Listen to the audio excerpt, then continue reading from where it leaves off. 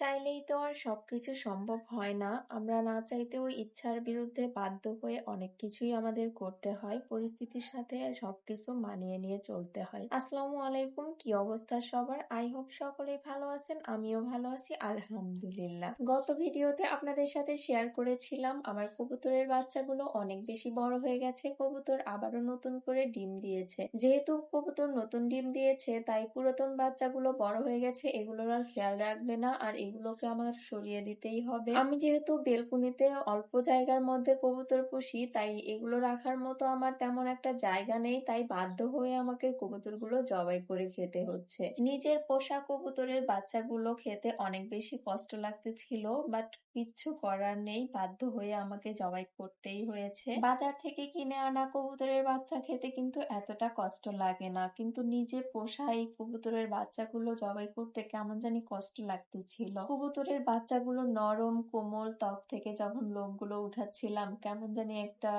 মায়া কাজ করতেছিল, কেমন জানি একটা খারাপ লাগা কাজ করতেছিল। খারাপ লাগলেও কিচ্ছু করার নেই, যেহেতু আমার বেলকুনিটা ছোট, আমি এক পাশে হচ্ছে বাচ্চার দোলনা রেখেছি, আরেক পাশে পাখি অ্যান্ড কবুতর রেখেছি, তাই বাধ্য হয়ে আমাকে খেতেই হবে কবুতরগুলো, নয়তো বিক্রি করে দিতে হবে। এটাই স্বাভাবিক, কারণ বেলকুনিতে তো আর এত কিছু রাখা সম্ভব না। তো আজকের ভিডিওটা এখানেই শেষ করছি। সবাই ভালো থাকবেন, সুস্থ থাকবেন, আর আমাদের জন্য দোয়া করবেন। আল্লাহ হাফেজ।